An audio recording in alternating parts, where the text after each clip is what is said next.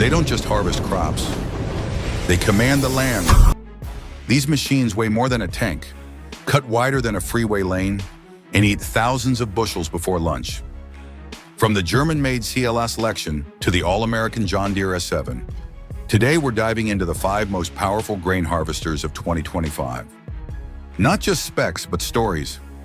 Real-life wins, costly mistakes, and lessons every modern farmer needs to know. Whether you run 10,000 acres in Kansas or a mid-size outfit in Iowa, this is the gear that separates the pros from the panicked.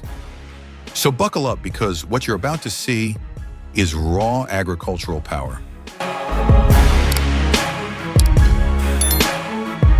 1.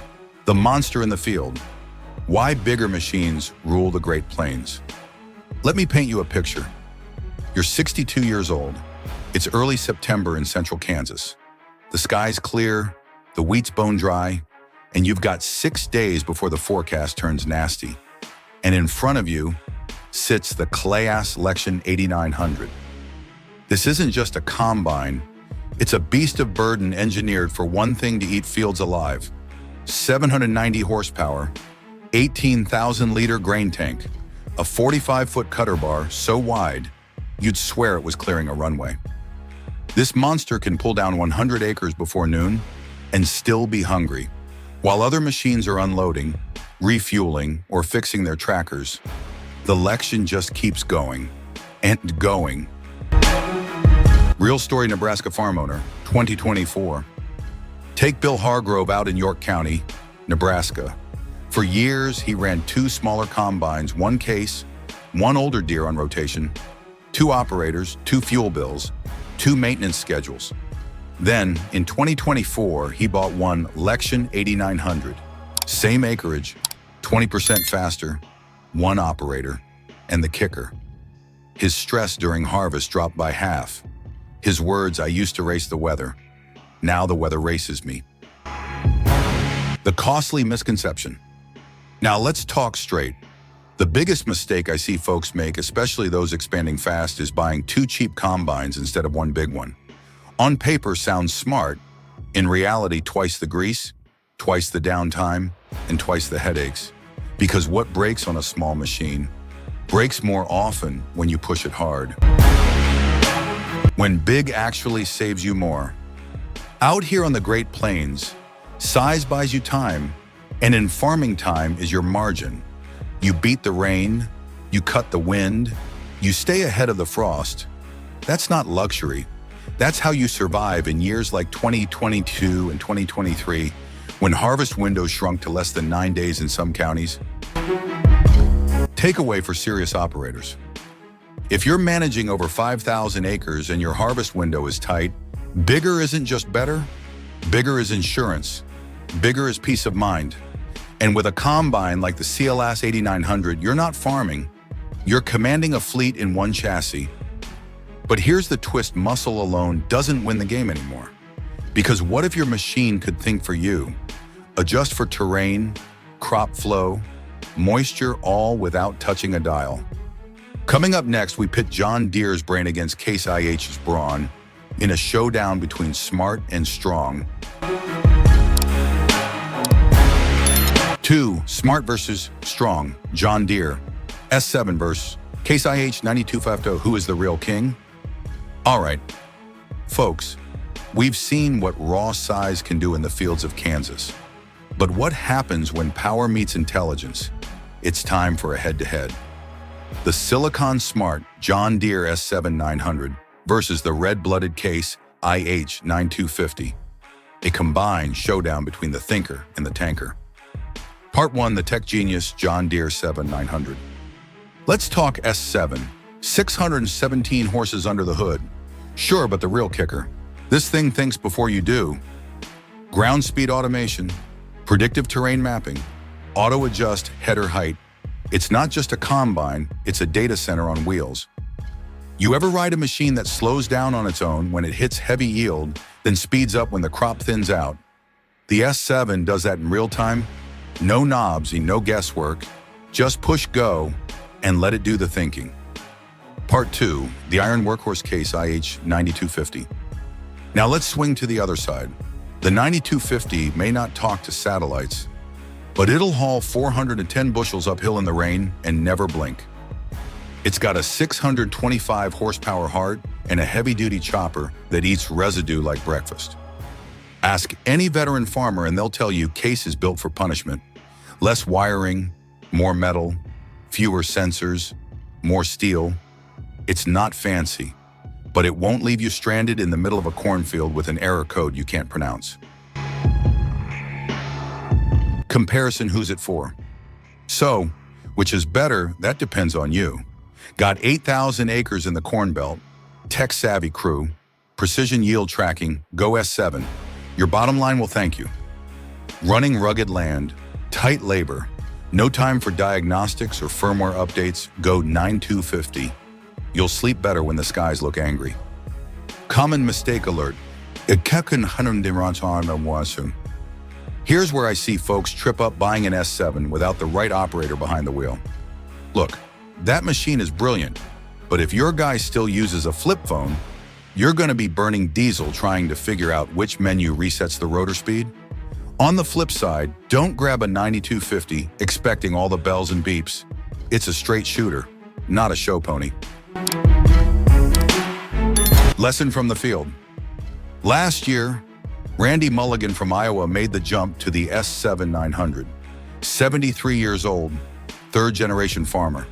His son helped him set it up, and now Randy harvests faster, cleaner, and calmer than ever. But down in Oklahoma, Marvin Stillwell swears by his CLAAS 9250, says it's the only combine that's as stubborn as I am. But there's one more player in this arena, a machine with two hearts instead of one. Up next, we take a look at the new Holland CR10 and why two rotors might just be better than one brain or one bicep. 3, 2 rotors, one purpose. How the CR10 reshaped harvest quality. Now you've seen the muscle, you've seen the brains, but what if we told you there's a machine that quietly rewrote the rules, not by being bigger or smarter, but by doing something different? Meet the new Holland CR10, the only harvester in this lineup with not one, but two rotors spinning in perfect harmony. It doesn't shout, it doesn't brag, it just delivers cleaner grain, gentler handling, and quieter nights in the grain bin. What makes twin-rotor technology different? Most combines force the crop through a single, central rotor fast, rough, and hot. It works, but it's like pushing a watermelon through a garden hose. The CR10 splits the load between two rotors, giving it room to breathe, less friction, lower grain damage, and cleaner separation. Think of it like this. Would you rather carry a 100-pound sack on one shoulder or split the weight evenly across both arms? That's the logic behind twin rotor. Who needs this tech the most? If you're growing high-value crops like seed soybeans, barley, or food-grade wheat where broken kernels cost you real money, this isn't a luxury, it's protection. In fact, one study out of North Dakota found that farms using CR combines saw up to 28% less grain cracking during harvest compared to single rotor systems. Field Story Tennessee Soybean Producer, 2023. Carl Jenkins, 68, down in Union City, Tennessee. He switched to a CR10 after losing nearly 8% of his yield to split soybeans in 2022. First year with the CR10, losses dropped under 2%. Carl said, "It was the first time in 20 years I sold a clean load straight off the field. No dockage, no complaints." Common misunderstanding? Now here's the mistake folks make. They think rotor tech is just about threshing, but in reality it changes everything from fuel usage to sample quality to drying time. And yes, twin rotors can be a bit trickier to set up, but once they're tuned, they purr like a sewing machine and sip fuel like a church mouse. So what's the catch? Well, cost for one. A brand new CR10 with smart tracks and auto controls can hit $650 just in the plus. But if your market pays for quality, this is how you bank it in the hopper instead of bleeding it at the elevator. It's not about size or speed here. It's about preserving the value of every grain you worked all year to grow. But not every harvest calls for high-tech or high-dollar. Sometimes the best machine isn't the smartest or the strongest. It's the one that's still running after 10 seasons. Up next, the humble legend that's still dominating auctions across America, the unstoppable John Deere S7 Series. 4. Old but gold. Why farmers still love the John Deere S7 There's something about a machine that stood the test of time. No touchscreen, no predictive terrain maps, just steel, sweat, and common sense. We're talking about the John Deere S7 first released over a decade ago and still turning heads at auctions and harvest lots across the country. Built to run, built to last. It's not the biggest, it's not the fanciest, but the S7 might just be the most trusted combine of its generation.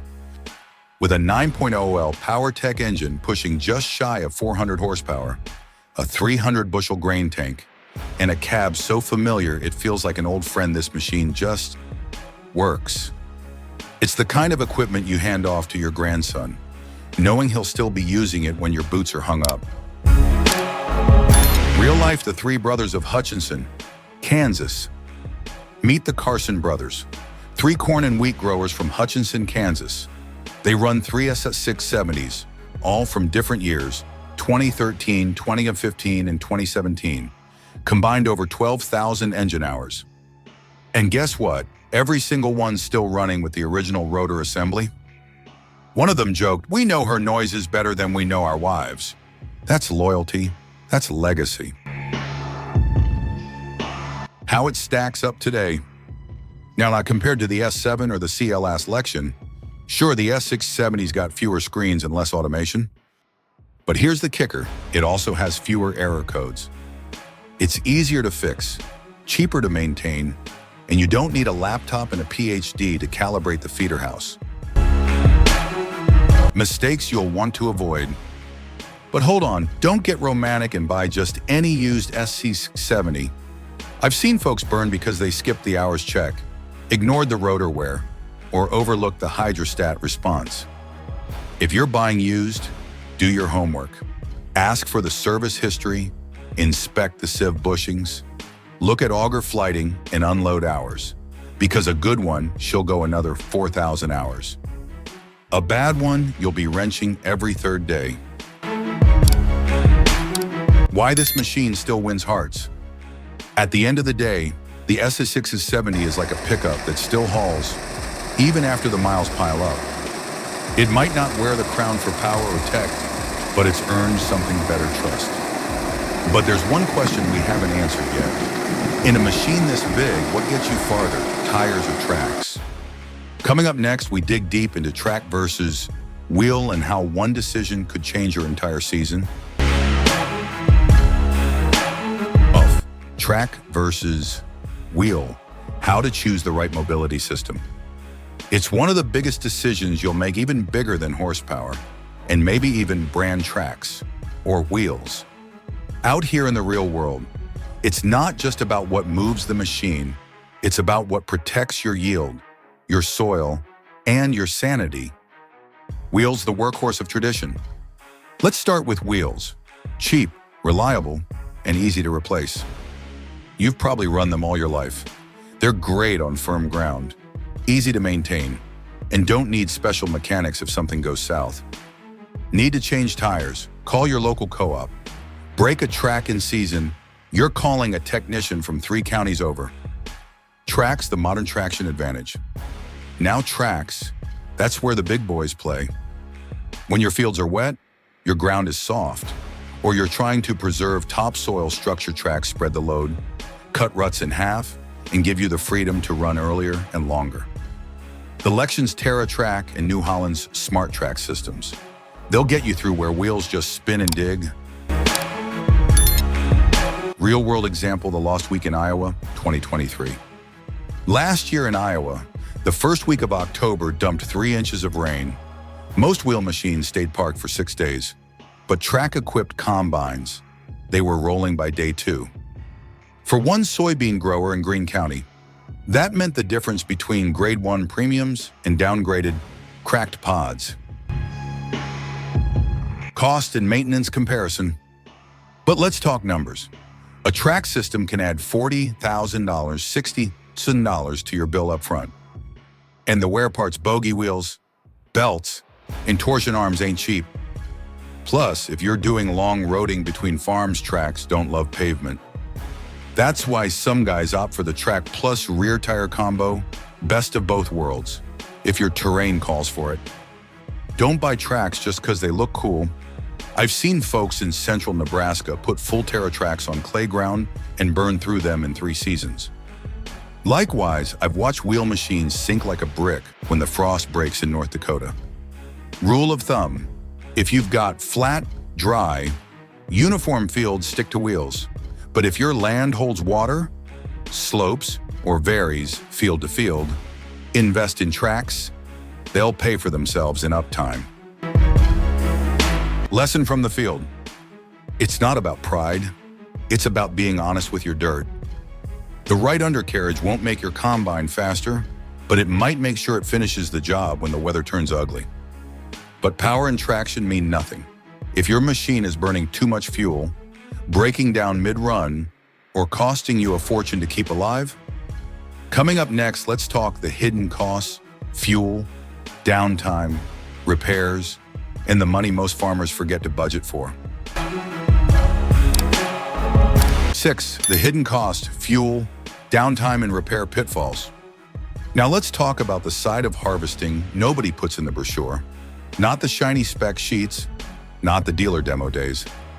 I'm talking about the hidden costs, the dollars that don't show up on day one, but sure as heck pile up by the end of the season. Fuel, the burning reality. Let's start with fuel. Your Lexion 8900, she can drink over 4.5 gallons per hour on a full load. The S7 is slightly better, around 3.8 gallons an hour if you're gentle. Now multiply that by 12-hour days, 3-week harvest, and 420 diesel. That's over $6,000 in fuel per machine, per season, and that's just the start. Downtime, the silent killer. But here's the real killer downtime. Every hour your combine's parked with a hydraulic leak, a sensor fault, or a snapped chain, you're not just losing time, you're losing opportunity.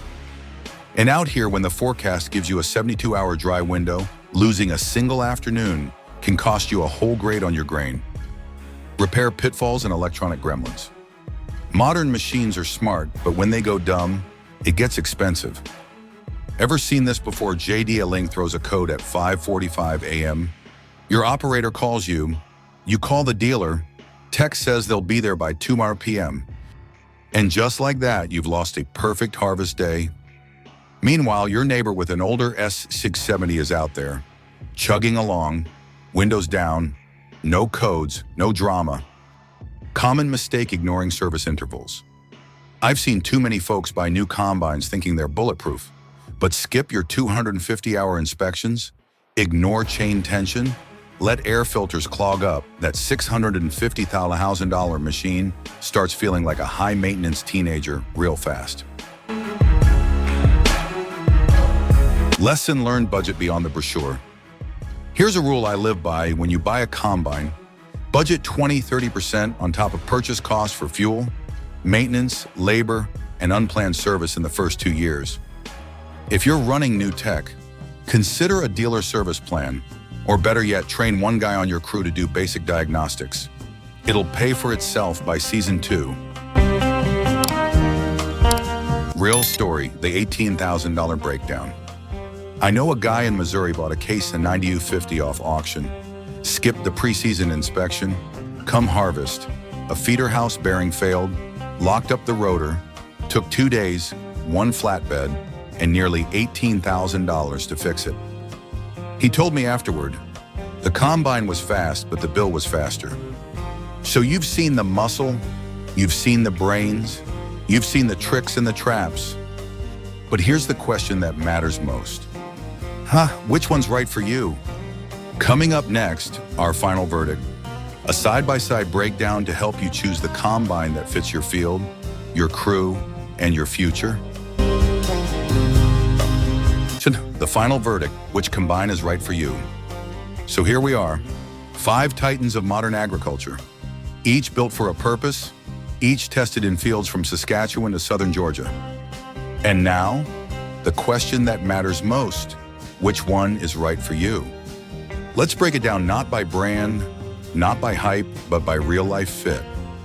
Fit by farm size and style. Running 10,000 acres or more, your harvest window is tight, your crews are stretched, you want brute force and non-stop operation? Go with the CLAAS Lexion 8900. It's a diesel-powered locomotive with grain tanks. Just make sure you've got the tech team to back it up. Running 4,000, 8,000 acres and leaning into tech, data, and precision. Want one operator to do the work of 3? You'll love the John Deere S7 900. Smart, responsive, fuel efficient if you're ready to trust automation. Farming soybeans or specialty grains, where kernel quality is king, the new Holland CR10 with twin rotors will pay for itself through higher grade loads. It's for those who harvest with care, not just speed. Running older land, rougher terrain, and don't want to deal with over-complex electronics. The Case IH 9250 is your warhorse. Fewer headaches, more uptime. It's not fancy, but it shows up every morning ready to work. Looking for maximum value on a modest budget, you can't beat the John Deere S670. Proven, rugged, and everywhere. With the right upkeep, it'll outlast your barn roof. Avoid this common mistake. Too many folks fall into the trap of buying the wrong combine for the right reasons. They see a good deal, or they follow the neighbor's lead and end up with a machine that's either too smart, too slow, or just plain wrong for their land. So before you sign that check, ask yourself, what does your soil need? Who's operating it? Can your local dealer support it fast if it breaks down on a Sunday? Lesson from the trenches. Buying a combine isn't about horsepower. It's about peace of mind. The right machine won't just save you time, it'll save your season. It'll carry your family through a tough year. It'll unload 400 bushels as the storm clouds roll in. And most importantly, it'll earn your trust, one harvest at a time. So tell us, what's your machine of choice? Have you run one of these monsters before? Or are you still wrestling with which direction to go? Drop your thoughts in the comments. Share your story, because out here, we learn more from each other than we ever do from manuals. And don't forget, hit that like button, subscribe if you want more no-nonsense farm gear breakdowns, and we'll see you in the next one, where we tackle the top 3 combine mistakes farmers make and how to avoid them before they cost you your crop.